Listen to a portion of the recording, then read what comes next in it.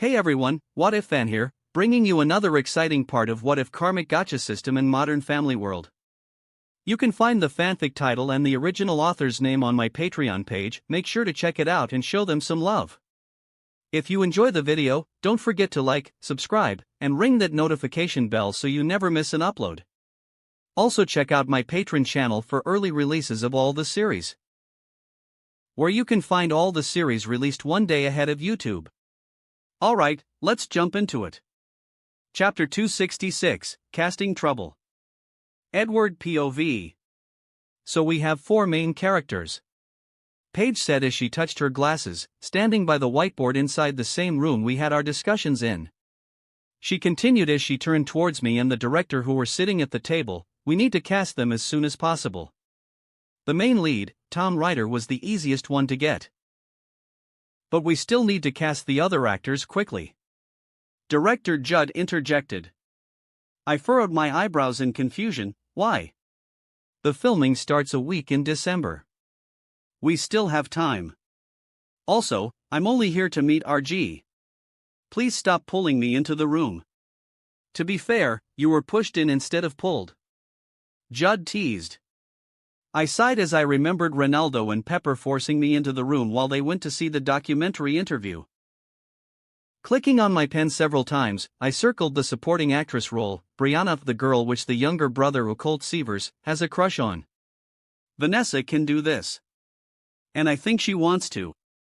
There's no schedule conflict, so we can cast her and save some money, I said with a chuckle. Paige just nodded, but Judd reacted weirdly. Hudgens, it's a shame what happened to her. I raised my eyebrow as I let him continue speaking. Judd said, since she's going to be in the movie, can we make the character Indian? Then, at the last scene, we can have a misunderstanding trope where the younger brother thought she was going to India, but she's actually going to Indiana. She's not Indian though. I shook my head while my face was filled with confusion. Judd was puzzled. She's not? She's Filipino-American. Wait, half Filipino-American. I explained. Ah. Judd nodded in understanding before changing the subject. I don't have any contacts with anyone fitting the character description. So we have to do this the old way, by auditioning. That wouldn't be a problem. A lot of artists are lining up for the audition. Ronaldo suddenly burst into the room, giddy and giggling as he managed to meet with the actor of his favorite film, The Notebook. Really? I asked with some interest. How did they know about the film? Everyone was silent for a while, and Judd scratched his cheek in embarrassment. That might be my fault. I told my wife about it. I have no idea she's with her friends. And then it spreads. That's fine. It made our jobs easier, I said casually. Judd smirked mischievously and said, you have no idea how these kinds of things usually go, am I right? An Oscar buzz is not a joke. And especially for the role of the leading woman, God, the whole afternoon would be bloody. And oh, Edward. Pepper told you to play the role of the brother. Fine, I replied casually. I suddenly stood up from my seat and said, I think that's my cue to leave. I still have a script to read and a criminal to catch. Paige scoffed and asked, I'm not sure which one I should focus on. The script or the criminal? Both are intriguing topics. Judd added. So we'll split one question each, he said as he shared a nod with Paige. What script? Paige asked. Who's the criminal? Judd asked. I smirked and said, a superhero movie script. For some reason RDJ sent me the Thor movie script and told me to read about it. The criminal is a pothead brunette who promised to fly over here next week for Thanksgiving, but she's blowing me off, so I'm going to get the police to stop by her house and scare her. Fly from where? A pothead? Isn't that Max? Ronaldo guessed it correctly. Who's Max? Both the director and Paige asked in confusion. Ronaldo ignored them and asked me worriedly, you're going to send a cop to her house? She'll get a life sentence. That's too much of a punishment for blowing you off. Well, then she'll learn a lesson in that regard, won't she? I smiled devilishly. Judd interrupted me. Before you go, I need to confess something. What is it? I asked. I kinda told Gosling that the script is ready. He replied sheepishly. Paige's temper flared up. You did what? Calm down, Paige. Calm down. Take a deep breath. Ronaldo placated her, and she slowly calmed herself down. To convince him? I asked Judd as I glanced warily at the easily angered woman. Judd also glanced at Paige, but his glance was apologetic, as a lure. I turned to Paige and said, I know I have given you a deadline to complete it, and I promise you that I'm standing by my words. So you don't have to worry about it. After calming herself down, Paige replied, honestly, I had already written it until the last act. I'm only stuck at the ending. Judd was extremely impressed, after a day? How is that possible? Paige was also confused when she replied, for some reason, I received an email containing all of the notes about our meeting yesterday from someone named Robin. I used that to rework the entire script, so the work is pretty fast. So you haven't slept? I teased with a smile as I suddenly felt a sense of camaraderie with her for having similar work ethics as me. With a deep eye bag, she said, I had some, maybe. You can go home and get some rest if you want. Judd said casually. I'll just narrow down the actresses to 5 people, and you guys can be here for the final screen tests. That would work. I nodded my head in agreement. Paige nodded her head too, but she said, I'll just take a nap someplace, and I'll join the casting call after that. You can use Edward's office. There's a bed there, and you can roll down the blinds completely, turning the room completely dark. Ronaldo said. Of course, if Edwards is fine with it. He turned towards me as he asked for my permission. Sure. I'm not using it anyway. I replied casually. Also, as an apology for my action, I think I can manage to get Steve Carell to cameo in this as their father for merely a few bucks, sort of. My eyes widened. That's great. He nodded in satisfaction. I thought you'd like that. Wait. Steve, The Office, John Krasinski. My mind raced for a while before I asked, is there anyone named Emily Blunt auditioning for the role? Ronaldo took out a piece of paper and said, let me check, yes. There is. Why did you ask? Well, I just thought she'll be suitable for the role. Tell me how she did in the audition later.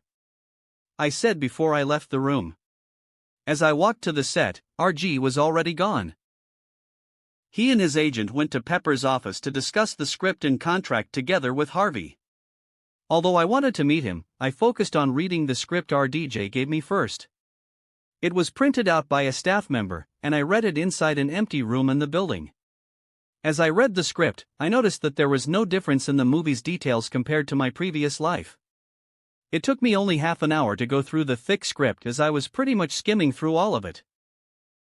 Then, I texted RDJ. He suddenly called me and greeted playfully, how are you, Mr. I don't believe you've read all of it. I'm fine, what about you, Mr. I can't read longer than 1 page per hour. Shut it. I can read just fine. He protested before he said, why don't you swing by the set? John and Feige are here. Can I just walk in? You guys are filming, right? I asked carefully. Not all of the superheroes if that's what you're talking about. This one is just me and Paltrow. Oh, and Greg. So Pepper and Agent Coulson. Is it the starting scene? I asked curiously. RDJ said curtly, yeah. Wait, they are calling me. Come here quickly. I also want to talk to you about your new movie. I'll be there in half an hour. I replied as I ended the call. Driving to Marvel Studios, I wore a gray jacket and my hair was tied up and styled like Geto from Jujutsu Kaisen anime. The hairstyle was a choice I made after realizing that my hair had gotten quite long, and I'd probably need to have a haircut soon. The security at the guardhouse brightened up as my car stopped at the gate. I had to get a security check before I could drive my car into the studio's parking lot, which ended the second he saw my face. Mr. Newgate. Dude, I love League of Legends. he said as he ran to the room and grabbed his laptop to show the screen. He was playing the game inside the guardhouse while working, which made me chuckle. "What rank are you?" I asked with interest. He grinned and said, "I just got to silver." That was the second to last rank, barely after the beginner iron rank. However, I need to remind you that the game was just released. For a casual gamer, getting to silver was an accomplishment. "Here. You can redeem the code," I said as I showed him a code on my phone. Startled, he quickly typed in the code to redeem it and his face gleamed after he saw that he got a new skin for a character. "Thank you," he said loudly. "Also, it is presumptuous of me to ask when you already gave me the code, but can you sign my laptop?" "Sure," I replied casually and signed his HP laptop with a black marker. He didn't keep me long and let me into the studio directly after that, even getting me the valet service, the golf cart that would drive the actors and actresses around the giant space of Hollywood sets. RDJ's manager was waiting for me at the door of the Marvel Studios set. I knew the guy, so he let me inside easily. The shoot didn't drag for long. I met with Russo's brother after the scene ended, and RDJ brought me to meet with Kevin Feige after that. He read the script. He said as soon as we walked into Kevin's office. Jon Favreau was also there, looking as confused as I am. Feige greeted with a smile, "Hi. What do you think about the movie script? So, no foreplay, huh? You just got right into it, oh okay?" RDJ smirked before he shut up after getting a look from Feige. He chuckled as he crossed his arms together and rested his ass on the rack on the side of the office. I smiled and sat next to John before saying, "Overall, it's a solid script." It gave me some Shakespearean vibes. Kevin smiled before he sighed disappointedly, "That's all?" "Well, there are some parts in which I think can be a little better," I added with a shrug. Kevin's eyes lit up. "Which part? Do you want me to do the work for free?" I teased. "I'll give you executive credit for the movie," Kevin suddenly said. John and RDJ were surprised. I, however, didn't really care about it. "I don't need that. Tell me why you sent the script to me first, then I'll tell you why I think about it," Kevin said seriously. "Believe me, in this case, it'll be best for the four of us if you told me what you think about the movie first." All three of us were confused. Then, I shrugged casually and said, "All right, I have a couple of notes about the movie. I'll stick with the big issues first. The trope of using a lover to be an anchor for a god's ties with humanity. Albeit not on purpose, they showed this in the Superman movie. They focused it too much on the hero and the damsel, which made people think that Superman only cares about Lois Lane. Thor is not Superman. He has a certain arrogance to him. He is an actual god after all. Which made the issue even worse. The script only shows him like what? Getting a drink with Selvig and having a short scene with Jane Foster, then he falls in love with her, and then a few days later, he was prepared to sacrifice himself for all of the people in the town? It'll make sense if he just wants to save the three of the humans, and maybe his friends. Kevin finally interjected, "If I may cut in here." He sacrificed himself to stop the conflict, which made him finally grow as a character and become worthy again. He finally views life as sacred. I cut him off, I get that. In fact, I like the character development of both Thor and Loki. I just think that it was quite rushed. He hadn't had anything to show that he had grown into the character he was in the ending, before he sacrificed himself. It just showed him and Jane flirting. He was supposed to be in mourning. He just lost his father and was exiled from everything he knows. I'd love to see how he slowly grows into the character, and him realizing that there are more ways to solve a conflict other than using his fist or a hammer. I said as I turned to John, who was nodding as he heard my statement. Kevin fell into a deep thought before he asked John, "Do you feel the same way?" "Don't look at me. I just started reading it this morning. I haven't even gotten to 20 pages yet," John said dismissively before he added, "But if I were you, I'd believe the kid." "Anything else, Edward?" Really gave it to him. Make him regret that he ever wants to ask your opinion. RDJ joked. Kevin leaned in backward and chuckled. Actually, I have similar thoughts. But like he said, you should continue, Mr. Newgate. Just call me Edward, or simply, Ed. Alright, let's talk about Jane Foster. She's supposed to be this extremely smart astrophysicist, but what's with the sudden IQ drop when she meets Thor? After a thorough discussion, which took us about 3 hours to finish, Kevin sighed in exhaustion and said, "Thank you. Now, we can do the Iron Man movie reshoots." John and RDJ were extremely confused. What? I widened my eyes and asked, seriously? Kevin smiled tiredly and said, yeah. I just need to see if you really have a vision. It'll make things easier for me when I tell the Disney executives about it. Tell, not convince? RDJ teased. I'm already convinced. I don't care if they will. Kevin said with a flex in his tone. By the way, the Thor movie isn't starting filming yet, so I'll revise the script. You know, this makes it 2 production credits to your name. I replied. I got one in my company's new movie and the TV series Breaking Bad too. For production credits, and you're barely 15, you're a monstrous little dude, you know that? RDJ said with amazement. I turned to him weirdly and said, little? I'm taller than you. No RDJ shook his finger at me. We'll not mention that, ever. Kevin left soon after to go and discuss the matter of the reshoot of Iron Man 2, and the reworks of the Thor movie script with the director Kenneth Branagh. How would he react to a sudden change in the script? I didn't really care about it as it was Fege's troubles, not mine. RDJ and John drank some whiskey in a good mood after the discussion was over. We talked about my company's upcoming movie for a bit, and I told them the plans for the movie. After listening to the entire thing, RDJ was intrigued and asked, wait, so, the dad in the first scene will give birth to Gosling and you?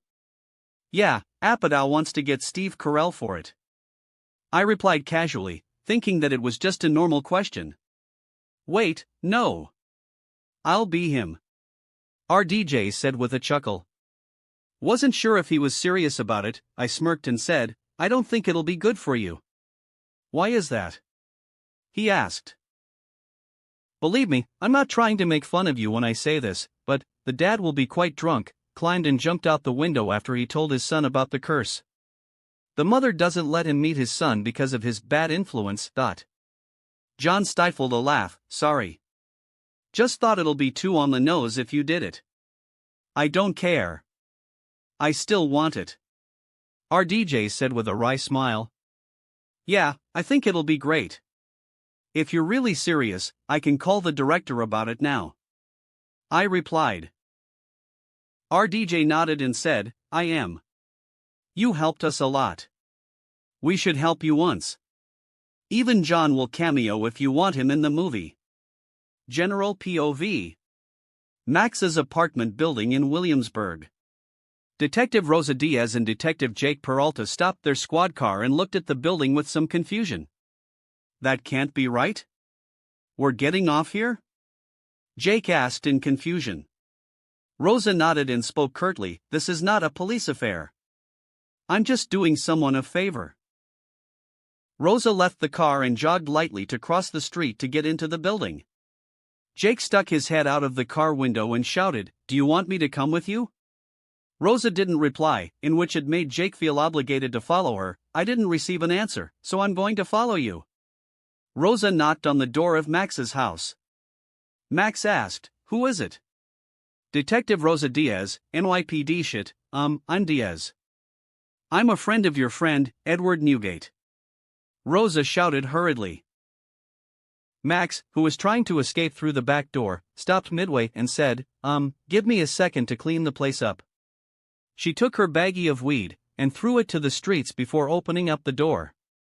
Max opened the door slowly and asked carefully, Don't you need a warrant to enter? This is not official business. I don't care what you have in your apartment. Diaz said. Max studied her face and brightened up, opening the door fully at the same time. Hey, I know you. You're the one who protected Edward. /N, 2 broke girl x Brooklyn 99 lol. Diaz smiled and said, yeah, that's me. Come on in. Max invited her into the house. Jake Peralta yelled from afar, hey, wait for me. Jake, why did you follow me? Rosa asked with irritation. Jake sighed helplessly and said, because you never told me to stay in the car. I thought you needed some backup. Jake and Max's gazes suddenly met, and the air turned awkward. Rosa caught it and asked, what's with the look? What happened to you guys? Nothing happened. Just an innocent man's heart getting toyed with, and then thrown to the side. Jake sniffled a bit. Max rolled her eyes and said, we slept together, 1 time. But we did it 3 times, and you make me imagine our lives together. Jake said. Max chuckled and insulted, well that's on you. I told you from the beginning we are only going to do this once. Stop ignoring me and forcing me to hear this romance crap. Rosa said with a physical repulsion on the topic. Rosa turned to Max and said, you should answer his messages and calls, otherwise he'll send you to jail. Suddenly, a skinny blonde woman, Caroline Channing, who was a rich billionaire, but her father was arrested for Ponzi scheme, walked through the hallways and stopped in front of the door where everyone was talking. What oh, damn it. I meant to call him. Max muttered with some worries. Rosa said curtly, now that I've sent your message, bye. As Rosa turned, she bumped into Caroline who smiled at her. Hi. Caroline greeted cheerfully. Are you guys with the NYPD? Are you here to find me about my dad's case? What?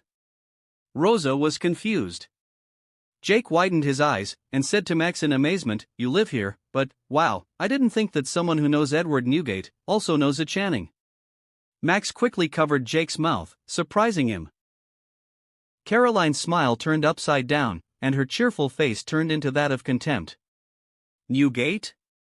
You're talking about Edward Newgate, the one who reported my father, and made him get arrested? Caroline turned to Max with a betrayed expression. With a stifled sob, she said, is that why you lend me some help? Because you feel guilty?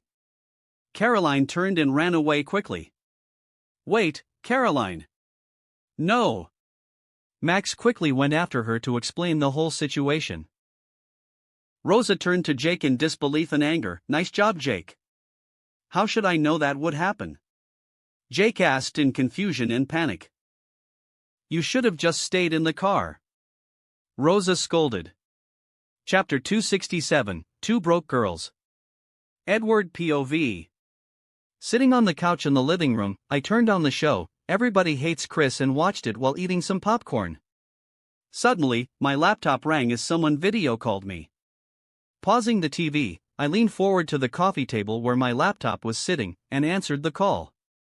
When the familiar face popped up, I smiled and teased, so, they decide not to arrest you? Low blow telling the cops to come to my house. It could have been really dangerous. Max said angrily. I chuckled and said, next time, I'll ask them to come when they are on duty. No. Max said decisively. I've learned my lesson. She added. That is? I asked expectantly. Never underestimate your insanity. Max said. I was baffled for a bit, and then I realized that she was making sense. So, you're coming here or not? I asked when suddenly, a blondie crashed into the screen, pushing Max slightly to the side as she joined in the conversation. Caroline, I told you I'll ask him. Max scolded whisperingly, taken aback by Caroline's sudden intrusion. I managed to piece up the clues instantly in my mind, and figured out why she was there. Putting on an innocent smile on my face, I greeted her, hello Miss Channing. We meet again. Hello. Caroline has an expression of disbelief. She said venomously, you're quite brazen for smiling when you see me. Did you forget about what you did to my life? You mean, your fake life, built on the scammed money of innocent people? I said with a sarcastic tone. It seems that life hasn't hit you hard enough to make you reflect on yourself, Miss Channing. Caroline was taken aback, and she forgot what she was trying to say. I understood that she may have felt some resentment towards me, but like I said before, the FBI was on her father's ass for years. She only felt that way because she heard from me, and thought that I was the one who was responsible for everything that happened to her. Her dad would be thrown to jail anyway, it's just a matter of time. In fact, if he hadn't tried to scam Pepper, I wouldn't even care about him. Caroline. It's not his fault your dad ran a Ponzi scheme. Max scolded Caroline. She added, even I know to blame the victim for speaking up is disgusting. And I usually tell people to keep their mouths shut whenever I punch them and steal their money. So, you think you're disgusting? I asked Max with a chuckle. No wonder you want to stay at the rat's nest you call a house. She smiled and cracked a joke, at least I'm self-aware about it. And you won't believe this. We have a horse. Oh, good for you. I said honestly. But knowing your browser history, I'm very concerned about the horse living with you. Max was speechless for a bit before she replied angrily, hey, I've never watched that kind of stuff. Enough. My father, Caroline interjected suddenly, which made Max and I turn our attention to her. She struggled to continue giving excuses for her father, he's a kind man. Reality hit her hard, and her entire world crumbled around her in just a matter of hours. None of her friends wanted to have anything to do with her as their family name could also be implicated. The Channing family name suddenly became something everyone wanted to avoid. I'm not saying he's evil. I said suddenly, which made Caroline confused. People are complex. They can be a nightmare for their enemies, and also a saint for their families. But let's not pretend your dad is Robin Hood either. He hurts a lot of people with his schemes. Besides, he's probably not even going to learn from the mistake. In a year or two, he'll be transferred to a cozy, high-class prison, maybe getting the opportunity to go out on parole after people forget what he had done. There won't be any real punishment for him. Really? Max asked with some surprise. I shrugged and said, have you ever really seen a rich dude getting punished for what he did? Even OJ managed to get away with killing his wife, allegedly LOL. Not to mention a Channing that has a lot of connections with the upper-class society of New York. I mean, they say people lose money, but no real rich dudes were hurt in the crime, so. Oh my God. Max was exasperated. Caroline was taken aback, and she asked with a shivering voice, even if he can get out in the future, it'll never be the same anymore. Yeah, probably not. I chuckled. Caroline looked at me with an almost crying expression. What should I do now? She asked me. How should I now? I shrugged dismissively. I told you to bury some money before. Caroline opened her mouth to protest, then she remembered that I did tell her that before. Did you brush it off, what I said? I asked mischievously. Caroline bit her lip and said, yes. Then is it still my fault? I asked again. Caroline was depressed and said, no. Well, at the very least, you have your business degree from Wharton. I'm sure you can find a good-paying job in no time. I said. Actually, Max and I are aiming to start our own cupcake business. Caroline suddenly brightened up, her emotions changed so fast, it was as if someone pressed a switch inside of her. Great. Do you guys need any seed money? I asked casually. Caroline opened her mouth wide, excited about the offer, but Max shut her down instantly, and oh, we're going to do it ourselves. Max. Caroline tried to protest, but Max was determined. No, Caroline. That makes me feel quite bad. I said with a slightly hurt expression. Max was apologetic and said, sorry. I just can't do that to you.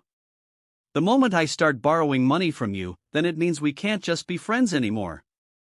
Why? I asked curiously. Max replied, because. Every time I see your face, I'll think about the money I owe you. I don't want that. All right, I understand. I replied casually. Anyway, Max, you're still coming here for Thanksgiving, right? We're going to Wisconsin afterward. I ignored the depressed Caroline and asked only Max about that. Max glanced at Caroline for a bit before she said, I'd probably stay here. Ugh. I scoffed and said angrily, fine then. Go be with the homewrecker, you bimbo. Max and Caroline both gasped in offense. Hey, I'm a slut, not a bimbo, Max said, but I cut the call immediately, not wanting to look at Max's face any longer. Max tried to call me back, but I didn't want to answer her. She sent me a cute otters holding hand gif asking for an apology later that night, only then did I reply to her. The weekends flew by pretty quickly. Instead of working on the movie, I decided to leave all of the work to director Judden Page while I worked on Breaking Bad and Suits. Which leads to an important discussion I currently have with Pepper and Harvey right now. How do we air the series? Should we create a new channel just for us? Entertain TV Network or Entertain Channel sounds pretty good. Pepper asked excitedly as I sat in front of him in his office. Harvey, Pepper and I were sitting on the office reception couch, and I sipped some coffee while I thought about Pepper's question. Putting the cup of coffee down, I replied, well, AMC is interested in the show Breaking Bad, and they wanted to acquire it for their network. But for me, I think, we can just release it on the streaming platform. Harvey added, currently, we have 32 million paid subscribers for Netflix. I think similarly to Edward. But, if it's not on TV, can it still be called a TV series? Pepper asked in confusion. I smirked and said, it's original content then. And Pepper, the first episode wasn't even recorded yet. We still have time. Harvey chuckled and said, Edward will soon release the SIM cards, in which, people who bought it will have 1 month free subscription to Netflix. Not to mention, if they bought the Fire Stick, they can stream the app on TV. Pepper nodded as Harvey continued, then, he will release the shows, Breaking Bad, Suits, and Queen's Gambit, at the same time. All of it is part of Edward's sinister plan to take over the world. Projected views on Breaking Bad's first episode is 5 million people. So don't worry, Paps. The show will definitely succeed. It should be. We invested quite a lot in our studio. Pepper said before he guffawed. I'm going to go to the set. They are casting the actors right now. I stood up and excused myself from the office. Pepper asked, Breaking Bad? I nodded to him, yeah. The series were mostly shot on a real-world location, which made filming the series a strenuous feat. However, everyone who participated in the project were excited to do it. The entire series, from season 1 to season 5, were all already planned out, and they just had to shoot the TV show. The main director, Vince Gilligan, was really excited when I pitched the idea to him. I joined in the casting process of the few main actors we needed for the show by standing on the side of the audition stage, watching the audition without interrupting and announcing my presence there. So far, we only managed to cast Bryan Cranston and Aaron Paul for their roles as Walter White and Jesse Pinkman. Dean Norris as Hank Schrader was easy to find. R.J. Mitt was Walter White Jr. took a little effort, but I found him. Betty Brand as Marie Schrader jumped on the project the minute it was offered to her. Currently inside the building, we're conducting a screen test for the finalist of the role of Skylar White, Walter White's wife, and an important main cast in the series. There were 5 finalists for the role, and Jenna's mother was one of the finalists. It surprised me a bit, but when I saw her acting like an unreasonable pregnant wife, I understood why she came so far in the casting process. Mrs. Carlson even wore a fake pregnancy stomach as she auditioned. She gave everything she got in front of the director of the show. Thank you, Mrs. Alex. You can go now, and we will call you if you get the role. The casting director Sharon said to Mrs. Alexandria. She was one of the 3 casting directors, but she has the greatest deciding power compared to the other 2. Jenna's mom brightened up, and she left the room after thanking the directors. Next. The director told the assistant, and she went to get the next actress to screen test for the role. However, as soon as the other actress walked in, I furrowed my brows. With a smug look on her full makeup face, she slowly untied her robe, revealing a black laced undergarment before walking to the video shot, stark contrast to how Mrs. Carlson wore a pink sweater and minimal makeup when she was testing for the role. "What are you doing?" Sharon asked in confusion and irritation. The actress, Jess, smirked and said, "She's supposed to be giving a handjob while they are watching TV, so I was dressed for such an event." "We're not even testing for that," Sharon said sarcastically, "so why don't you put your clothes back on, and then walk out of here with dignity, however much of it is left behind in you?" Baffled, the actress said, "You're not the boss. I went out with the creator of the show before. He promised me the role. I am going to sue." Seeing the trouble brewing over there, I walked out of the shadow, much to Sharon's surprise, and leaned on the table before I said casually, "I'm the creator, and I'm pretty sure that I've never slept with you." "What?" Jess was dumbfounded as she was exposed. But then, she smirked and walked towards me sensually. "Are you sure?" She then whispered to my ear, "Even if it's a lie, I can make it a reality very soon. I'll do anything you want." "You can. Anything." She interjected my words with a sensual whisper. "Any tang." I smiled, which made her believe that I was seduced, then I spat out, "Get the fuck out," with a casual tone. "Security," Sharon called, and Jess was escorted out of the building. "Why did she even get this far?" I asked with confusion. "How in the hell did she pass in the first place?" Sharon smiled wryly and replied, "She has some connections, so I did it as a favor." I didn't think she'd be this crazy. "Is she the last one?" I asked. Sharon nodded and said carefully, "I think we'll go with Carlson. I know that she used to work with Playboy, but I think she really fits the role. She's dedicated, and she really suits the character." "It'd be a little risky, so if you don't like that, we can go with the second choice." Turning my head to Sharon, she became confused when she saw my deadpan stare. "What?" she asked in confusion.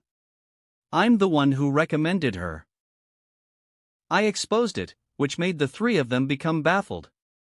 "What?" Sharon especially, was flabbergasted by the sudden fact. "Why didn't you tell us?" she asked. I smiled and said, "I don't want that to be a factor." "Okay, you can call Cranston and conduct the chemistry test between them. See if they fit together. If all goes well, we can start filming the first episode after Thanksgiving." "You're the boss," Sharon said before she sat back down on her seat. I walked outside of the room, only to find myself facing a group of young aspiring actresses in their 20s. They instantly broke into excited murmurs after they saw me. Confused by their presence, I walked to the nearest girl, a brunette girl, and asked, "Why are you guys here?" She blushed a bit and replied, To audition for a role." "What role?" "The role of Jane," she explained. "Ah!" I exclaimed in realization and thanked the girl. It seemed that Sharon decided to settle on the casting of the characters early. Well, I should have mentioned to her that I want Kristen Ritter for the role, but not too late, I guess. I returned to the room, confusing Sharon as she thought that I would be gone. "What's wrong?" she asked. "Jane, I kinda already have someone I want for the role," I replied. Sharon widened her eyes and apologized profusely. "I'm really sorry. It was presumptuous of me to do this without asking first." "It's fine. It's a mistake," I said dismissively as it wasn't a big deal. "Do you want me to send those girls away?" she asked with some frustration. "No, do you have the script for Queen's Gambit with you?" "We need some extras for that, so tell them about the mistake, and ask them if they want to try it out." "We need some girls to play the high schoolers." "All right. I promise that I'll fix this," Sharon said with determination. Her fiery gaze made me shudder for a bit. "Ooh, it got fierce in here." "I'll let you deal with it." After that, I snuck away using a different path to ensure I wouldn't meet the girls, and drove away from the company. It has been a week since Missy and Mary came to California, and they will be returning home tonight. Mary invited me to have dinner one more time with her at the beach house to thank me for my generosity. For some reason, Mary and my dad bonded quite a bit. He even took them both on a trip on his ship, with Missy flirting with my dad the entire time. I rang the doorbell when I arrived at the house. Missy pressed the intercom and asked, "Who is it?" "Your stepson-to-be," I replied. The door was unlocked, and a flustered Missy said as she opened the door, "So you know about that, huh? You broke my heart. I thought we had something going on between us. But it turns out, you're only using me to get to my dad." I pretended to be hurt as I entered the house. Missy giggled and stuck her tongue out, "Sorry, but I only like rugged men." When I entered the house, it was empty of other people except the two of us there. "Where's your mother?" I asked. Missy went to the kitchen and took out some food from the oven. She went to get Sheldon. "He can't come by himself?" I asked with confusion. Missy sighed and said, "You know he's a weirdo. He doesn't want to come if you're here." Befuddled, I said, "You're the one who twisted his nipples. Why is he blaming me for it?" "Again. He's a weirdo," Missy said as she licked her finger that touched the chicken grease. "Want some?" she asked. "We're not waiting?" I smirked and walked to the kitchen. Who knows when they're going to be here?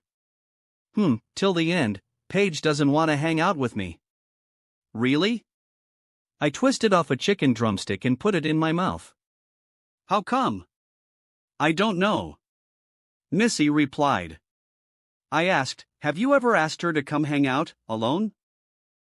Busy with her work on the script, Paige decided to sacrifice the reunion with her friend in order to finish the script. However, I missed that and thought that she just didn't want to come. Missy thought for a bit and replied, "No. Never." "Then, do you want me to ask her to come? I'm her boss. She definitely has to be here if I did it," I said playfully, but Missy was excited and said, "Call her. Call her now." Chapter 268, Sheldon and Paige. Edward POV. 10 minutes later, Paige arrived at the beach house while riding a beat-up car. Wearing a plain white, semi-translucent shirt and long jeans, Paige was confused when she saw Missy opening the door and welcoming her inside the house. "I thought we were going to discuss the script?" she asked, confused. I lied obviously. I said with a mischievous grin. Missy was elated and she took Paige's hand. "You need to see the sea at night. It is so beautiful." Paige's eyes shook as she realized that I had successfully lured her out of her hiding place. Glaring at me slightly as Missy pulled her away, Paige tried to ask, "Is Sheldon going to be here? If he's coming, please tell me. I don't want to meet him right now." Depressed, Missy asked whiningly, "But why?" "I have my reasons," Paige said, feeling guilty towards Missy.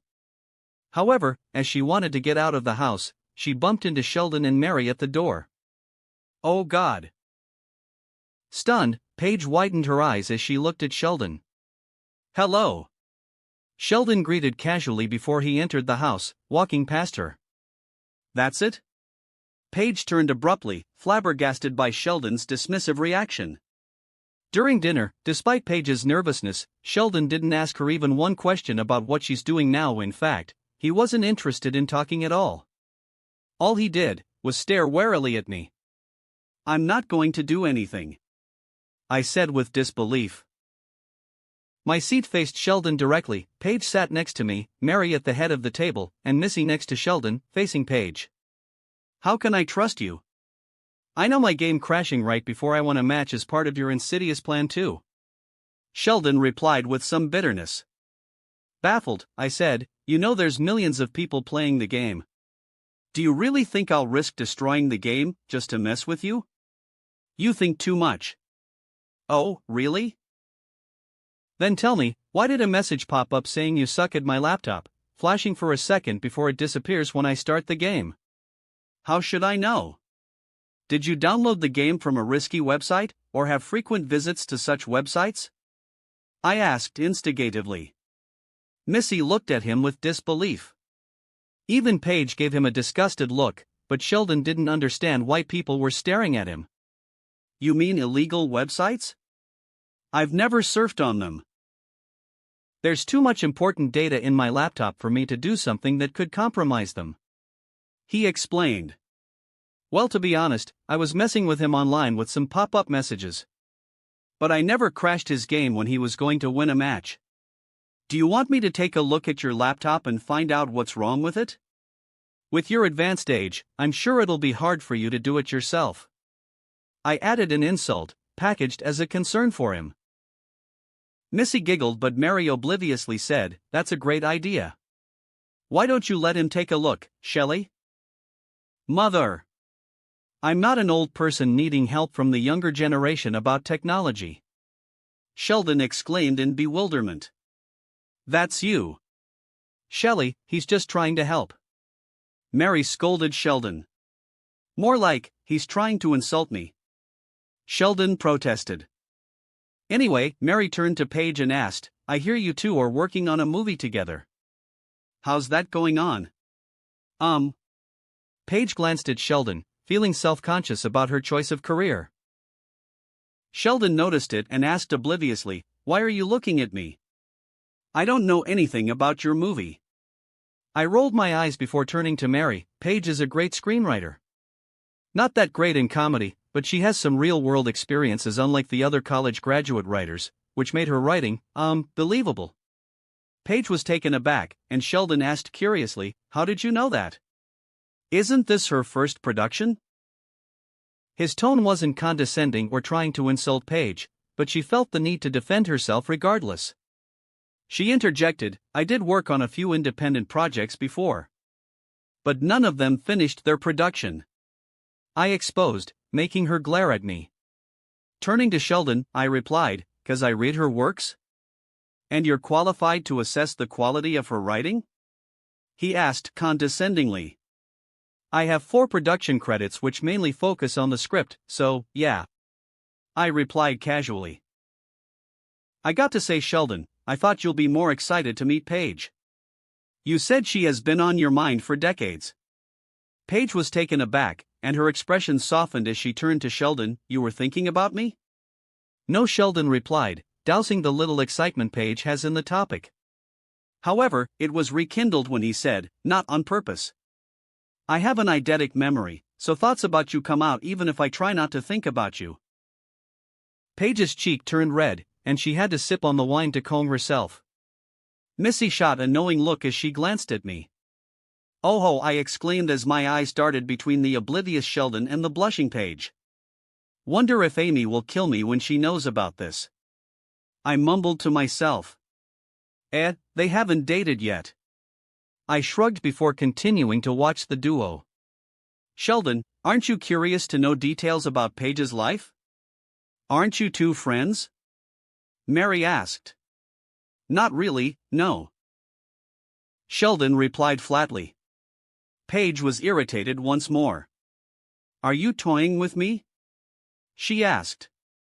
Why would I toy with you? Sheldon asked with confusion. Maybe because you toyed with his feelings before. I interjected to add some fuel to the fire. Paige turned towards me with astonishment and asked, When did I do that? You know, the first kiss. I whispered, which made Paige taken aback. Confused, Sheldon asked, What are you guys talking about? Nothing. Paige replied with a blush. Mary didn't realize it and asked me, Do you two work well together? I chuckled and replied, No. She seemed to have an opinion about me. But I'm too lazy to ask. The girls were taken aback, but Sheldon felt as if he met a kindred spirit. So, you two can see behind his facade. Behind this mask is just another mask, that is, the Batman mask. I said as I pointed to my face. Missy and Mary giggled, but Sheldon accepted the statement. He commented, True. You can't be Bruce Wayne, but you can be a real-life Batman. One that has both of his parents. Even though one of them abandoned you. Missy punched Sheldon's bicep, hard, which made him wince in pain. OWW. What's the matter with you?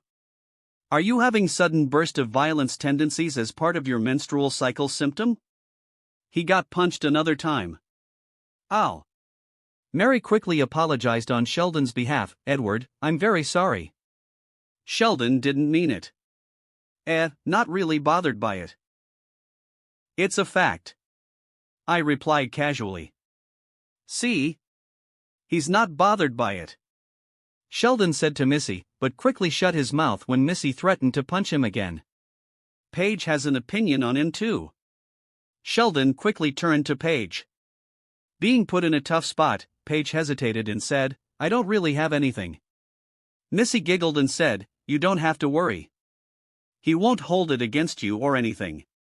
She added teasingly, He's too busy to care about people's opinion on him. That's accurate. I chuckled. Mary was feeling gossipy, but she covered it by acting as if she wanted us to clear the misunderstanding. Do you feel like he's wasteful for the way he throws his money around? Oh, so that's how you feel about me. I interjected, which made Mary embarrassed. Paige glanced at me and asked, You won't get mad? Like I said, I don't really care. I don't know you enough to care about what you think about me. I replied. But, we're going to work together, so if you have any issues about me, just talk to me about it. I added. Paige took a deep breath, collected her thoughts before she spoke. During our first meeting, I thought you were a misogynist and was making my work harder on purpose. But not now. I looked at her with confusion, which made her explain, Well, you seem like you don't want to work with me. But then I realized you just don't want to work on the movie. But on our second meeting, you had a lot of great input and you kept checking out Pepper's expression, which made me realize you were just working on this for the CEO. I nodded in agreement to what she said and asked curiously, But what part of me seems like a misogynist? So you do care? Missy interjected teasingly. Well, I got to know. I played along with her. Paige breathed in relief and said, Oh, I heard about your work on Breaking Bad, so I thought you just don't want to work with me because I'm a woman. I also thought you were a classist and didn't want to work with me because I'm poor. You overthink a lot. I interjected with a deadpan expression. Paige smiled guiltily and said, Sorry. So Sheldon, tell me about your research. Paige asked after we ate for a while. Sheldon replied, Would you understand it if I told you about it now? I kept my toes in science waters. Paige replied. All right. Sheldon replied before starting to talk about his research. Missy and Mary were bored as hell, but Paige and I listened closely to his works. The last dinner with the Coopers went by pretty smoothly. Missy and Mary had a lot of baggage to bring home, which I helped load into the car. Missy scolded Sheldon, You could at least help. I want to, but that looks heavy. Let the athlete do it. Sheldon replied as he took one step away from the bags. Mary hugged me and said, Thank you, Edward. We have known each other just for a little while, and you have been so generous to our family. I'll always keep you in my prayers from now on. I'll even pray for you before Shelley. And I hope that whatever it is you're doing, you'll always have God watching over you from all of the evils of mankind. Thank you, Mary. I replied sincerely. Mary grinned and said, Perhaps one day, you'll even sing songs about bringing people to church. Mom! Stop. Missy stopped Mary and slowly moved her to the side. Get in the car, we're late. Missy said to her mother before hugging me tightly, Thank you, Ed. Although I know you just brought us here to mess with Sheldon, I'm still very thankful for you. I didn't. I brought you here because I want to get to know you. I flirted a bit with Missy, which made her say, Still too young. Damn it. I cursed fakely, which made her giggle. She hugged me one more time to say goodbye. Mary and Missy also hugged Paige and Sheldon before they got into the car. A driver took them to the airport from the beach house, leaving Paige, Sheldon, and I alone there. Suddenly, Sheldon asked, So who's going to take me home? What? Paige was confused. Not it. I replied as I put on my sunglasses. Sheldon scoffed and said, I'll never get in a car with someone who wears sunglasses to drive at night anyway. Paige, you can send this idiot home, can you? I turned to Paige and asked. Excuse me, Sheldon tried to speak, but Paige interjected, sure, I guess. It's 45 minutes away, I added. Paige was in disbelief. 45 minutes. I kinda have an important thing to get to. It's fine, I'll call my roommate to pick me up, Sheldon said casually. She doesn't have any appointments, I exposed Paige. She just doesn't want to be alone with you. I'm assuming she was anxious about something. Anxious about what? Sheldon asked in confusion. I don't know, ask her, I replied with a shrug. You guys can use the drive home to work it out. Then, I left the beach house in my car, leaving behind the two of them. I wasn't curious to see what would happen with them. Knowing Sheldon, nothing will. The next morning, inside my villa by the seaside. As I was sipping some coffee, my dad asked with confusion, why do you have a trip to Colorado planned tomorrow? Oh, that. Dylan invited me to his house for Thanksgiving, but I couldn't be there, so I was going to visit him before Thanksgiving, I replied casually.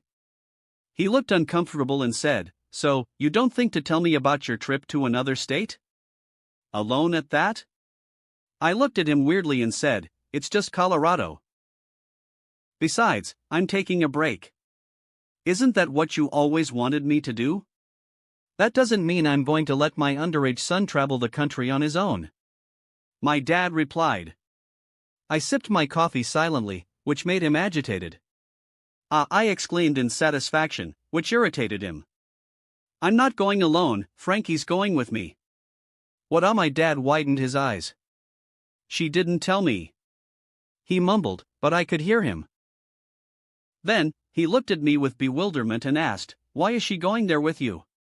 I invited her, I replied casually, which made my dad even more confused. But, why? He asked exasperatingly. Maybe because I wanted to see if Frankie's doppelganger was in Greendale. If I manage to make them meet, will one of them absorb the other, or will they merge together, or will the world get destroyed? Hopefully not the last one, but I was excited regardless. Just because. I'll be back on Wednesday night, I said casually to my dad, which made him stunned speechless. I understand you less and less, Ed. My dad shook his head as he walked away in defeat. Laughing at his misery, I said, don't worry, I won't flirt with your girl. I'm not worried about that, my dad replied agitatedly. Tell Dylan I said hi, he said before he left the house to go to work. But before he left, he turned around and asked again, why did you want Frankie to come with you? Just tell me that so I can relax. I sighed and replied, I just want to get her help on something. What help? My dad asked. You want to know that too? I replied with disbelief. Just restructuring helps, and maybe overhaul the entire college administration, holding a coup, just ordinary stuff. It's fine if you don't want to tell me. Don't make stuff up, my dad replied before he walked away. I had plans on getting my haircut today, but then I received a text from Alex before I could get up from drinking my coffee in the kitchen. Let's see, Thanksgiving will be held on the last Thursday of November. But in the series, they blow off Thanksgiving dinner to celebrate Luke's birthday. But Luke's birthday is on Saturday. I read Alex's text, which was about Luke's birthday invitation. I'm confused now. I shook my head slightly before I replied to Alex to say I will be coming to the party. Robin suddenly appeared and said, Sir, your treasure hunting kit is now ready. Oh, that's great. Remind me to take them on the trip, I replied with excitement. Yeah, my purpose for going to Colorado wasn't only to visit Dylan, but I had other plans with Greendale Community College. Maybe, doing something to ensure the place wasn't such a mess? Who knows, that'll depend on my mood tomorrow. When I was going to start the car and go to my hair appointment, I suddenly received a video call from Haley. Surprised, I answered the call, only for Alex and Luke to be on the screen. Hello? I greeted puzzledly. Sorry, my phone ran out of battery, Alex said. Were you excited for her to call? She teased. What do you want? I asked. Remember the Fel D1 experiment? She showed her papers and smiled. I believed I had done it. You mean, the federal agents had done it? Although it was a petty revenge, I had to take the shot. Shut up. Alex grimaced. Come and read it, she said cheerfully. I don't have time today. I need to get my hair cut, and I have work to do in the afternoon, I said with a disappointed expression. You can email it to me, I'll read it when I'm at the salon. You're a cowboy? Luke suddenly chimed in. I wish. I replied to him. I don't have any soft copy though. Alex said. Hello. I'm here. Gloria suddenly showed up on the screen, seemingly just getting into the Dunphys' house. Her eyes lit up as she saw me, Edward. Thank you for letting Manny into the music video. My family back in Colombia is all very happy to see him act. Gloria intruded on the video call and Alex was shoved to the side. Wearing a tight, low-cut floral dress, Gloria took the phone from Alex and asked me, what should Manny do next? Should he audition for movies or TV series? Or is that the wrong move for him? Rather than asking me, it'd be better if you discuss with Manny and see if he wants to become a child actor, I said casually. Gloria realized that she had been thinking too far ahead and laughed. I should do that first, shouldn't I? Alex squeezed her way into the camera shot and said, you know, since you brought them into that industry, you're responsible for them. I sighed and said, I know. Gloria pushed Alex away again, thanking her at the same time. So what time can you get here to discuss their career? Alex shouted, he doesn't have time today. He needs to get his haircut. Gloria narrowed her eyes as she scrutinized my hair and said, haircut? I used to work as a hairdresser. I can cut your hair. Alex scoffed and said, he's going to a fancy hair salon. You're saying I'm not fancy? That I can't cut celebrities' hair? Let me tell you something, men will line up at the hair salon to get their hair cut by me. Gloria spoke agitatedly. I don't think they're there to get their hair cut. I replied teasingly. What? Gloria snapped. N0 nothing. Well, I only need a trim, so I guess you can cut my hair. I replied. Personally, I'd like to experience getting my hair cut by her, but at the same time, I was a bit afraid of her messing it up since my hair was a big part of my identity. Nevertheless, my curiosity got the best of me. After a short drive, I arrived at the Dunphys' house where Gloria cut my hair in the kitchen while I pretended to read Alex's research papers. Gloria hugged my head and brought my face really close to her bosom as she checked out the length of the hair she just cut. She pressed her bosom on my face as she leaned in closer to see my hair given her short-sightedness. I grunted as I couldn't read the papers anymore. Well, who cares about the papers by now? Chapter 269, College Experience Part 1. General POV. /N, Season 1 Episode 8, Home Economics for the Community episode. When Edward's plane landed in Colorado, he wanted to visit Dylan and Anais first. However, they had not woken up yet since it was 5 in the morning. Therefore, he decided to go to get some rest first. Renting a car, Edward drove Frankie to a courtyard apartment building. Frankie was confused when she walked out of the car and noticed the apartment. She asked, "Why are we here? Did you rent an apartment here?" The condition of the apartment, while not outright rundown, was certainly not in great shape either. Edward chuckled and said, "No, I bought it." The building. Frankie widened her eyes in astonishment. "For a 2 days trip," she exclaimed loudly. Edward was taken aback for a bit before he recollected himself. "What on no? What kind of guy do you think I am?" Even he himself was surprised that Frankie would jump to such a conclusion. Realizing she had overreacted, Frankie asked, "Sorry. Why did you buy it?" "I got an offer from a general I know," Edward explained. "This place used to be a CIA safe house, but they abandoned it when their mission was done here. Now, they want to get rid of it, so they sold it to me quite cheaply." "Really, how cheap?" Frankie asked, her suspicion evident. She added, the market price for this building, in a suburban area, will be around $3.50 million. I got it for $1.5 million, Edward replied, shocking Frankie.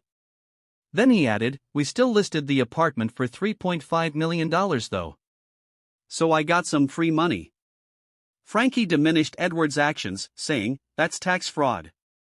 You could be in great trouble for this. Not really, Edward reassured her. One of the agents entrusted the house to a fund, and willed it to me in case of his death, which was last month, before he went dark. So I don't have any connections with this. Frankie, you're going to need a mindset change if you're going to work with powerful figures in the future. Why would I jeopardize who I was to fit with a certain community? I'd rather just avoid them entirely if I have no other choice. As Edward opened the gate of the house with a remote, he replied, that's admirable. However, with all great powers, great sacrifices will come.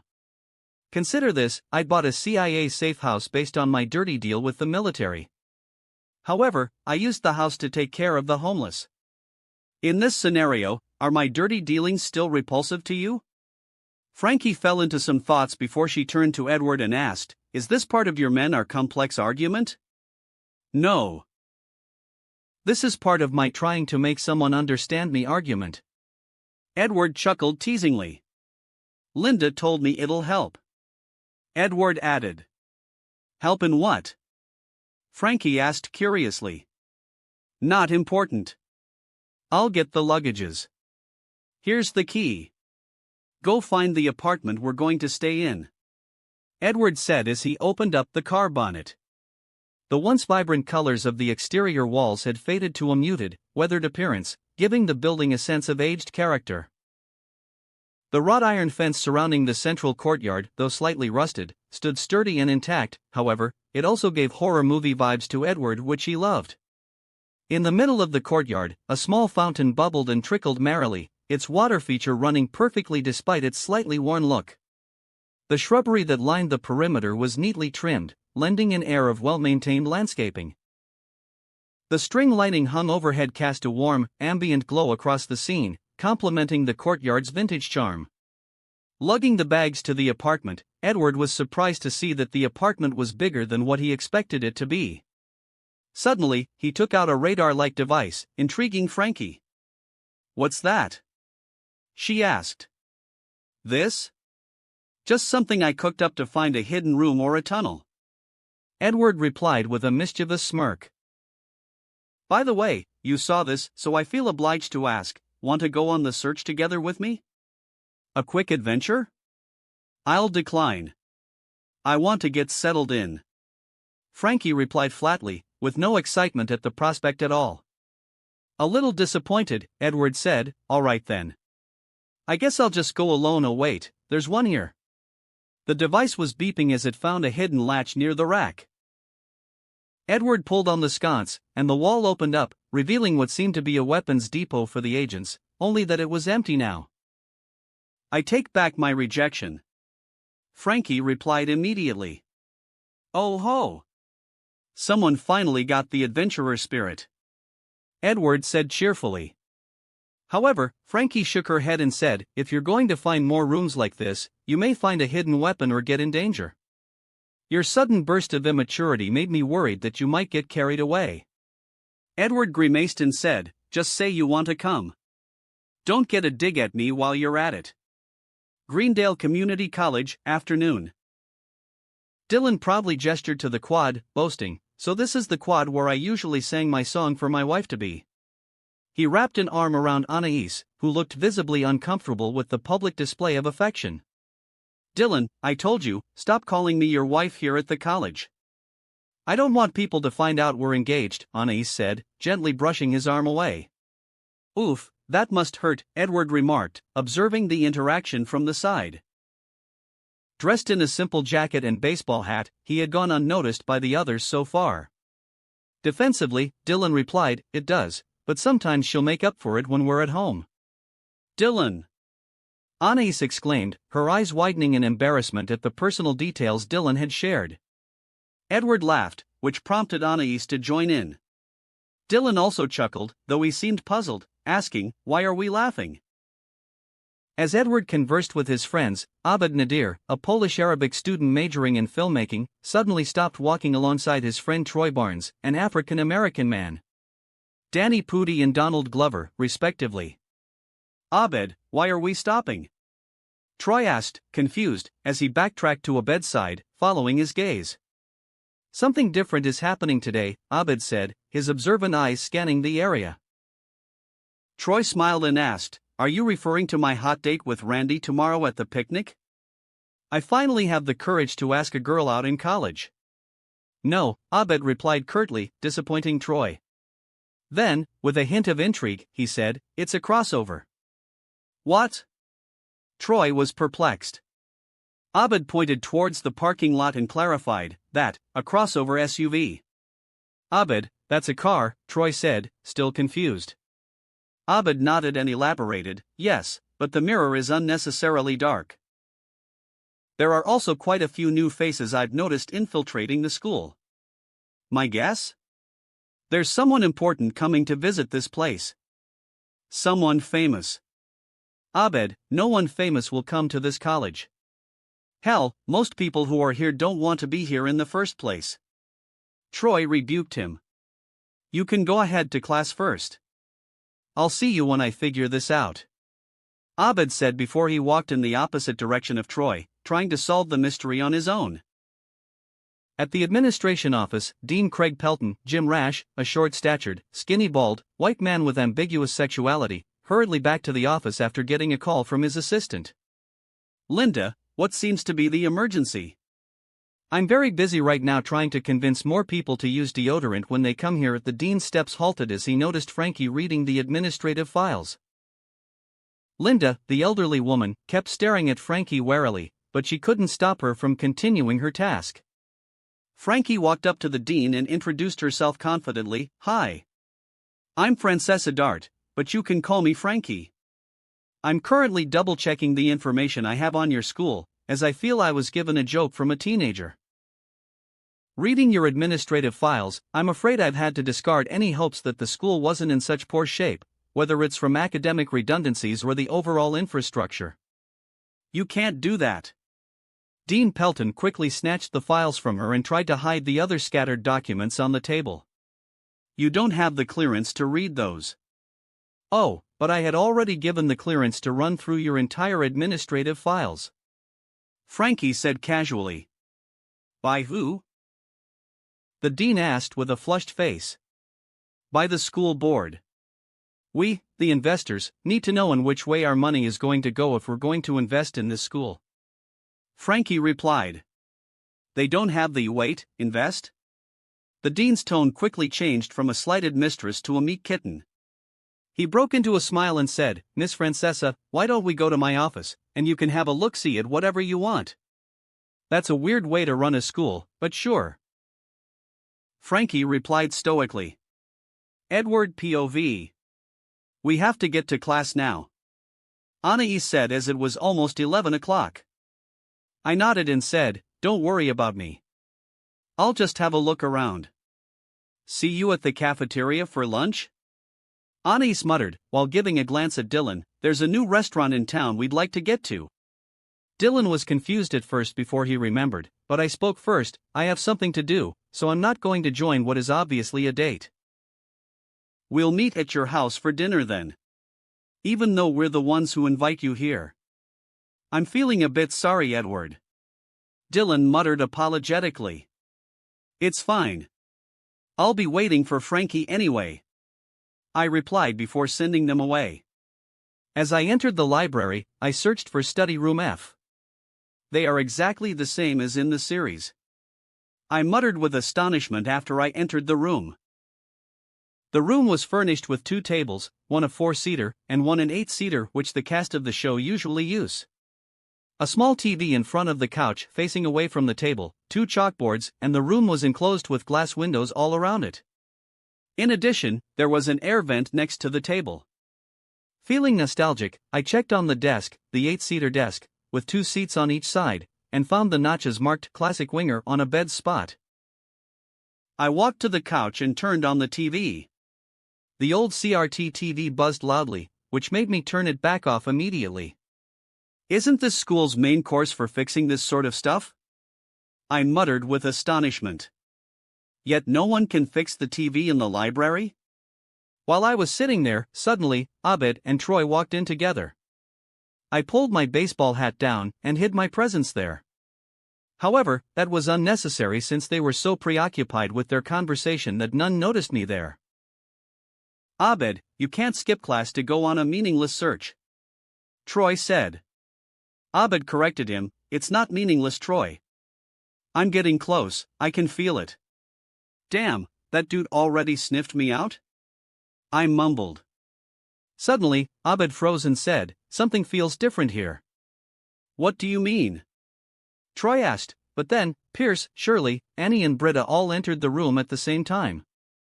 After they greeted each other, everyone suddenly turned silent. Annie was studying, Britta and Shirley looked like they were struggling with something. What's wrong? Troy asked. Britta was hesitant at first, but then, she said, Shirley and I just found out that Jeff is living in his car. We're hoping to talk to him about it, see if he needs some help. For someone like Jeff, if you say it directly, it'll hurt his ego, so we're going to try to bring it up slowly. Britta added, but Shirley was struggling to keep her mouth shut. The African-American woman with curly hair, clutching a handbag, was rocking her body on the chair. Everyone was silent, fearing that they would say the wrong words, basically leaving the conversation for Britta to lead. However, Jeff was late to the study room as usual. The silence was uncomfortable and deafening, which prompted Pierce, the old white man with big stature and a balding head with hairs only on the side, to share. I lived in my car, for a stretch in the 70s. Nothing like betting a woman on the vinyl backseat of a Skylark. Of course, we didn't have the same safety standards back then, so, no condoms. Ugh. I groaned after hearing the story. Abed turned immediately in search of the sound, but I hid behind the couch quickly. He looked around, but failed to see what was there. Pierce continued, I tell you, before AIDS, sex was like shaking hands. Hence, AIDS. Abed commented, which made Pierce dumbfounded. Pierce continued despite everyone else being silent, Brittles, I forgot to tell you, I went and talked to Vaughn. Ha! Britta turned to Pierce, finally showing a reaction. Vaughn was her ex-boyfriend who broke up with her after he found out the study group has been making fun of his poem, the way he talks, his tiny nipples, and so on. Although Britta had no part in that, Vaughn still thought she was the mastermind behind the whole thing. Pierce continued, the bad news is, I could not patch up things between you. You really did a number on him. What? Britta was puzzled and annoyed. Good news is, I'm the new keyboardist in his band, Pierce said excitedly. Britta said with gritted teeth, so I asked you not to talk to him, and you completely ignored me. Pierce shot back, you're missing the headline. I'm in a rock band. Jeff walked in and said sarcastically, I'd like to be there when the band finds out. Everyone shared glances with each other, before Britta turned to Jeff. Oh hey Jeff, we were just talking about how in today's economy. Shirley interjected quickly, accusing Jeff and pointing her finger at him at the same time. Living in your car, you were living in your car. I'm sorry, I'm not good at being coy. Realizing that everyone knew already, Jeff defended himself, I'm not living in my car. I'm just sleeping in it for a couple of days while I work on some problems with my condo. It's a very temporary issue. I've got to pay some fees and then they'll put my locks back on the door and that'll be that. How will you get the money?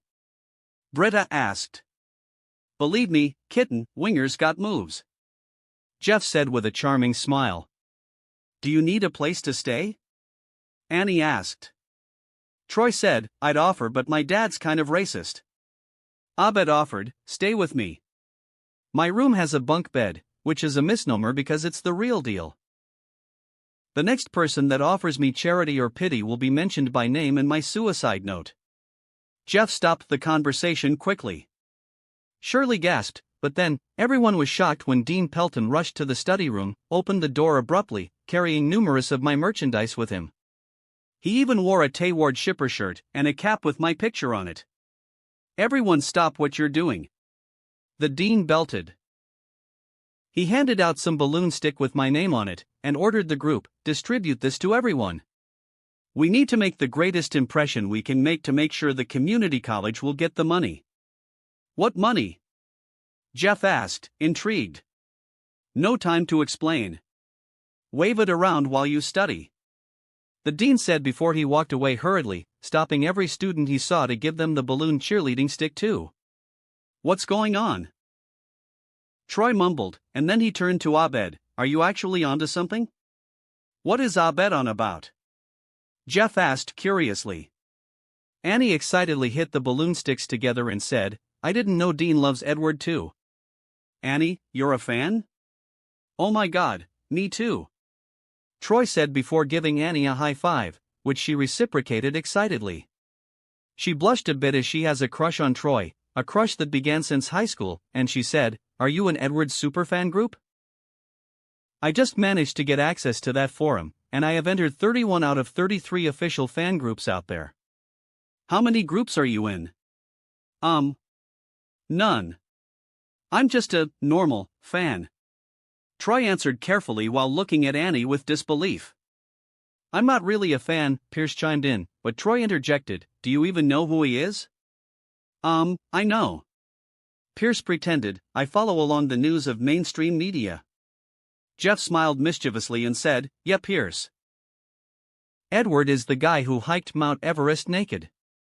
Millions of people worldwide know about that story. Of course Pierce knows about it too. See, Jeff knows me. Pierce said. That's why in this group, we're best friends. Jeff, for real? Annie asked him. Jeff grinned and said, I don't really care. Shirley groaned at Pierce, and then said to the group with a sweet voice, My sons love him so much. They wanted to meet him, alas, he's not coming here to Greendale for his concert. Pierce was aghast, he sang too? Abed commented to Shirley, based on his interviews, he seems like a good guy, so if you mail him a letter, there is a possibility of him coming here. I cleared my throat as I stood up from the sofa, revealing my presence to everyone. I had to, because the things they were talking about were making me embarrassed. OSHHH- is someone else here?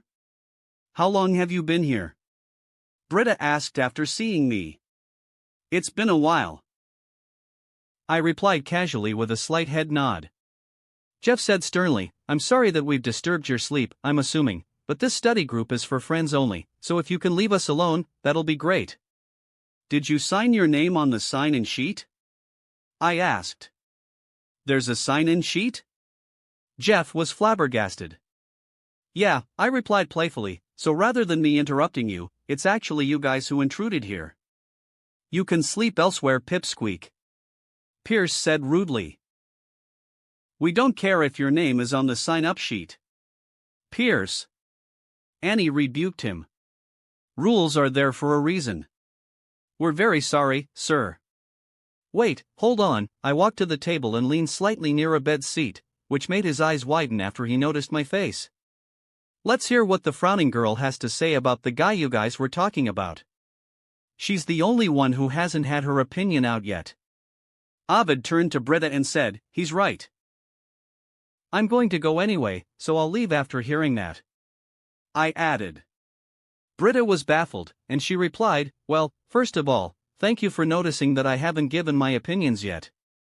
That's quite considerate. Secondly, I think that guy is a pretentious bastard like all celebrities who live in California. Annie gasped, Britta. You of all people should have a great opinion on him. He helped the homeless, created a company to clean the ocean. Give us great content. Abed interjected. And great fuzz remover. Shirley added. Britta grimaced and said, Yeah, as he should. Everyone groaned in frustration at her remarks. Britta added defensively, What? So I can't not like a celebrity now? I have to have the same thoughts as you all have? Droning together like a beehive. I added, helping Britta. She was taken aback and appreciated it, thank you. See, that guy gets it. I nodded in agreement, which made Annie gasp at me too. Jeff spoke to me. Well, you'd heard it, guy, we can only see half your face. Alright, I'm leaving, homeless man. I replied. Jeff was startled and retorted, I'm not homeless. I was going to leave the room as it is, but suddenly Frankie appeared on the door to the study room from research to find me. Edward, there you are. Are you ready for lunch? She asked. I replied, have you discussed it with the dean? I want to do it myself, but I'm 100% sure he'll faint if I appear in front of him. Worse, if he doesn't, then my ego will be quite bruised. Frankie blinked twice in confusion before replying, well, in my professional opinion, I wouldn't throw any money into this godforsaken hole, but I'm sure that's what attracted you here in the first place. I chuckled as I walked past the group and exited the study room. My conversation made all of them confused. Abed suddenly said, he's gone now, but I think we'll meet again. Abed, do you know who he is? Annie asked. He feels as if he is handsome. She added with a blush. Yeah, we all know him. We just talked about him, in front of him. Abed replied curtly. Everyone widened their eyes except for Pierce, who doesn't get it. Annie stood up abruptly from her chair. Don't mess with us, Abed. I'm not. He's the famous celebrity. I saw his face closely as he stood here. Edward Newgate was here, in our story room. Annie's breath quickened, before she shouted with her entire might, H-sh-sh-sh-sh. Chapter 270, College Experience Part 2. Edward POV. Frankie and I went to a popular restaurant nearby, but by a lucky coincidence, it was the restaurant where the saying, "What market are you shopping at?" was born. You seem really excited for some reason. Frankie said after she saw my eyes scouring the venue after we ordered our lunch. I am excited. I replied with a grin. Without a change of expression, Frankie asked, oh, really? Does it have anything to do with the group of people you're talking about? The girl in the bright yellow sweater? Taken aback for a bit, I replied with a grin, you meant the bright yellow grandma sweater. Frankie asked again, are you finally ready to move on? My excitement diminished, and I frowned, I'm not interested in Annie. And why would you think that in the first place? It's just that, you have a specific taste. From what I heard about you. She replied. Baffled for a second, I said, well, you don't have to worry about that. Oh, but I am worried. Frankie said decisively. She looked right at me and continued, the last couple of weeks, you seem unlike your usual self. It made me worried about your well-being. Narrowing my eyes, I looked up to Frankie and asked, why are you suddenly getting into the topic? Can't we just have a nice lunch? Frankie thought for a second before replying, I feel, right now, you're becoming one of my responsibilities as I could be seen as a mother figure. And one of the mother figure's tasks is to make sure to ask their dependent about what is bothering them, and ensure that they could talk about it in a safe environment, especially if it was about their love life. So I took the initiative to ask. Her words made me stunned speechless for a minute. Edward? She called worriedly. Sorry, my mind blanked out when I heard about mother figure, but I said with slightly accelerated breathing. Inside my mind, I was racking my brain, wondering when did my dad and her take the next step in their relationship that she's referring herself to my mother figure now. Will I have a stepmom soon? Frankie asked, would you like me to repeat? No need. I shook my hand quickly. Now where is that damn quail? I turned around to check if the food was ready, in an effort to change the topic of the conversation, but Frankie was relentless. The waitress told us the food will be out in half an hour. We have 25 minutes left. Frankie checked her watch before adding, don't worry about the food. We can talk without anyone bothering us. Alright then, since you want to have a real conversation, let's do it then. I sighed as I gave up trying to avoid talking to her. Just so you know, me being reluctant in answering any questions isn't because of you. I actually like having you in my life. Thank you for that. I like your presence in my life too. Frankie smiled and replied. Can you tell me, why do you seem like you are not willing to move on? She asked. I took a deep breath and said, Shark Tales. Frankie was dumbfounded. Excuse me? Watch Shark Tales. Then, you'll understand it, I said with a smirk. And don't use I don't watch TV as an excuse. You can find the story on Netflix. Alright then. Frankie smiled. If that's what it takes to understand your situation, then I'll be willing to make the sacrifice. I groaned before I chuckled. Why are you watching TV like I'm asking you to save the world or something? After the food came, we switched to talking about Greendale College. Frankie said, do you know they have a class about ladders there? There's also a class called, When Is It Okay to Shake a Baby, Wand Making, Baby Talk, History of Ice Cream, which sounds pretty awesome, and I'd like to get on that class. I muttered. And for the when is it okay to shake a baby, the answer is never. It's never okay to shake a baby. Frankie commented. I raised my eyebrow. I know that.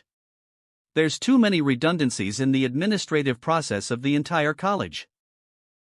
Like you planned, I leveraged our investment offer for an administrative consultant position, in which I'd be able to make some differences.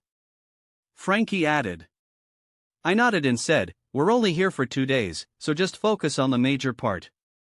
Such as, the roof of the cafeteria is made of styrofoam. It's made of styrofoam? Frankie was shocked, her body jerked, which made her clink to a utensil on the plate. Her reaction made people turn their heads towards us for a second before continuing their lunch. Yeah. And they have a buttload of frisbee on top of the styrofoam roof, so that's just an accident waiting to happen. I shrugged casually. As we ate the food, I received a notification from an agent stationed in the college. Frankie, we need to hurry up. There's going to be a performance there that I'd like to catch, I said as I ate the food hurriedly. Frankie, however, continued eating at her own pace. I looked at her in confusion, in which she said, forcing myself to eat faster will risk indigestion, and if I want to fix the entire college in 2 days, I need to be in a perfect condition. Alright then. No rush. I can miss the song Britta You're A.B. Wait, sorry, the song's name is Getting Rid of Britta. Britta? Frankie asked, confused. You know, the blonde with a sourpuss and leather vest. She was among the group of people I was talking with. I explained. Are you familiar with that group of people? You just met them today? Frankie asked with suspicion. Why do you know so much about them? This food is delicious, isn't it? After we finished eating, we drove back to Greendale, arriving just in time for the performance. Getting Rid of Britta song. Britta's ex Yvonne sang the song with his band, and Pierce as the keyboardist/backup vocal. Saying goodbye to Britta was the hardest thing to do. But when someone's a bitch and a liar, there ain't nothing left to woo. Frankie was shocked. The lyrics are scathing. I'm getting rid of Britta, she's gotta go. I'm getting rid of the bee. Vaughn sang the chorus, and Pierce added, She's a no good bee. Vaughn, I'm getting rid of Britta, I'm getting rid of the bee. Pierce, GDB. Take it, Pierce. Britta, who was listening on the side of the crowd, regretted having come to show her support for Vaughn. The song went on for a few more verses before it ended, and the crowd applauded Vaughn for his performance. Immediately after, the song spread to the entire school. Britta was dumbfounded and left the hall with a face filled with sorrow. What is a GDB? I heard Frankie mumble to herself. From the context, maybe goddamn B? Or it could be a giant double burger, I replied casually. Frankie snapped, it won't be about a burger, all right. I see the dean coming here. I'll interject him halfway so that he won't see you. Frankie quickly rushed to meet the dean, while I stayed behind to watch the performances. One thing that I'd never known before, the performances were part of a competition. Amongst the numerous challengers, only 3 people would be picked to perform at the picnic and sing along underneath the moonlight. The crowd would vote for the best performers when everyone had sung their part. Stepping into the stage was Garrett, a man who looked like an offensive caricature, and he yodeled on the stage. Soon, he was booed off it. I soon became confused when I noticed Jeff and Abed watching the performance as well, just a few meters away from where I was standing. Shouldn't they be at the dorm right now? I muttered under my breath. After all, Jeff had been recently homeless and was supposed to be bunking with Abed, a living situation that would undoubtedly make him miserable and desolate. Yet, as I observed Jeff, I couldn't help but notice a sly glint in his eyes as he scanned his surroundings. What's going on? I asked in confusion. Is this because of my presence here? One of the agents had parked where Jeff's car should have been, which allowed Jeff to avoid getting his car towed, and as a result, he didn't have to move in with Abed. Abed said to Jeff, "I don't think it's a good idea, Jeff." Jeff replied cockily, "I think it's a great idea, Abed. This can solve all of my problems at the same time. All I need to do is find him, and pitch him a story about my life. He'll buy the movie rights, that's for certain, and I can move back into my condo." I understand your plan. I just think the plot of a lawyer who cheated on his certification is overused, Abed added. Really? Name one story, Jeff challenged. Liar Liar, a Jim Carrey film. It was revealed that Jim Carrey's character cheated on his bar exam. Catch Me If You Can. Leonardo DiCaprio became a lawyer there by faking everything, but in a plot twist, he passed the bar exam on his own. Like you did. Jeff was taken aback, and then he scoffed with shaky eyes. I said one. He added defensively, and there isn't a story where, the lawyer faked his ways into the courtroom by inventing a non-existent university to get his bachelor's. Unless there's something that could captivate the audience, Jeff, I don't think he's going to buy the movie rights, Abed said decisively. Right now, your story doesn't seem like a story great for film. I'm not going to discuss this with you, Abed, Jeff said before he walked away to find me, unaware that I was standing really close to him. I'm going to go get my money, he said confidently. Abed shook his head and said, "That poor guy." Abed stayed behind alone when I approached him and said, "His effort is futile." I'm already working on a TV series about unconventional corporate lawyers. One of the main characters is a guy who was hired despite lacking a law degree, but he passed the bar.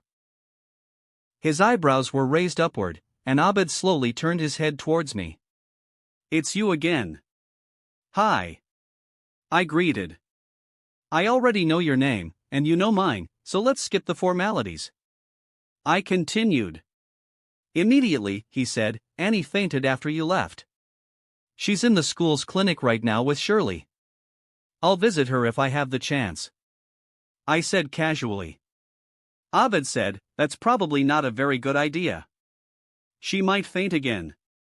"That's true." I nodded in agreement. Abed asked suddenly, "Why are you here?" "Why? Is my presence here bothering you?"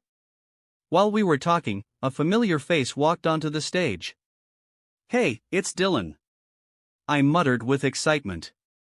"Dylan and a few band members get ready for their performance. Today I'm going to sing my original song. I wrote this for a very special lady in my life.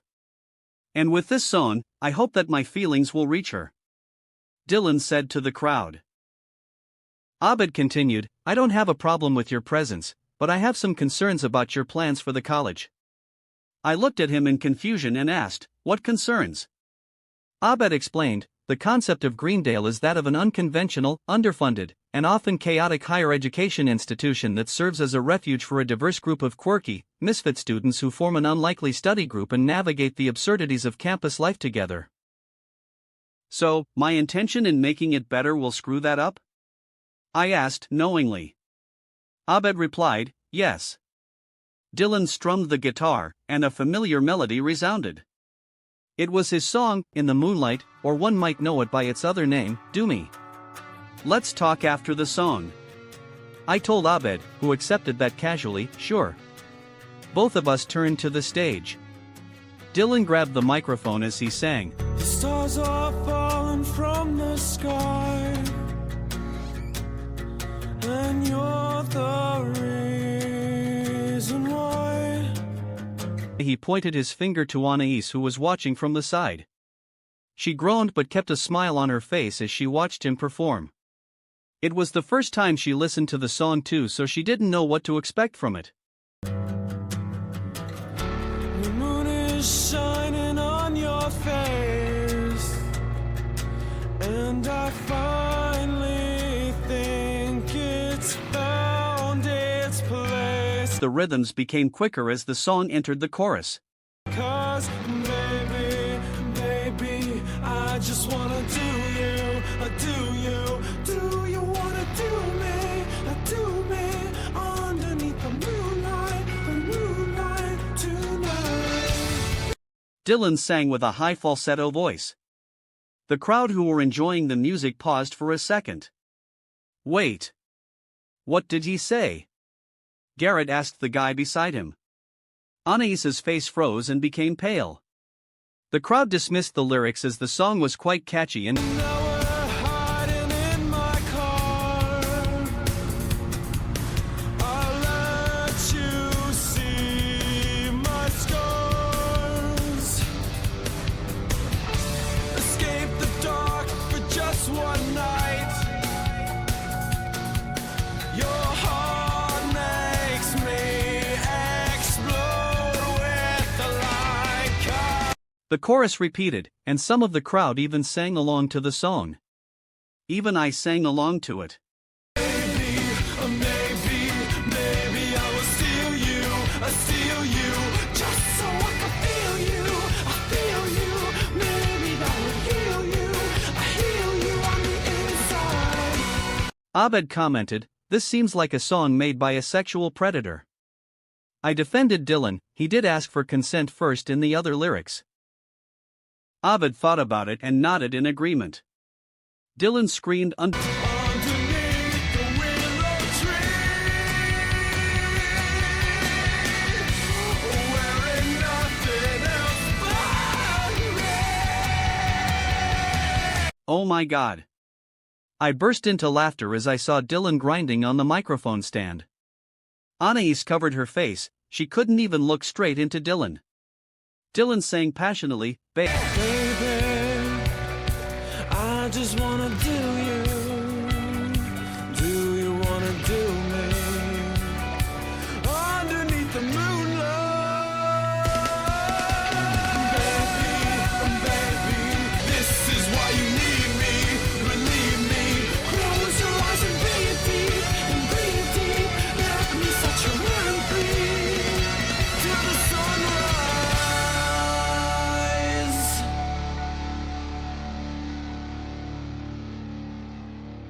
As the song finished, the commenter said, "Incredible performance by Dylan Marshall, who sang sexually charged lyrics from the bottom of his heart." It made us wonder if his girlfriend made him become involuntarily celibate for him to express himself in a song like this. Anais exploded into anger and threw a bottle to the commenter. "Fuck you, dude." Anais. Dylan was shocked to see his fiancée getting angry. Anais stormed off the hall in humiliation, and Dylan quickly chased after him. "I wonder what she's so mad about." He got into the top 3. He's going to perform again tomorrow, the commenter announced while rubbing his sore head. I laughed and said, "This day just kept getting better and better." General POV. In the infirmary. Laying on the bed, Annie slowly opened her eyes. Shirley quickly stood up from her seat and held Annie's hand. "Annie, you made us all worried," Shirley said. Annie held her hurting forehead and asked, "What happened?" Shirley widened her eyes. "You don't remember?" Annie thought about it and replied, "I remember being in the study group, and there's another guy there." Her eyes suddenly widened as she remembered. "Wait. Did that really happen? He's really here? Oh no, I feel lightheaded again."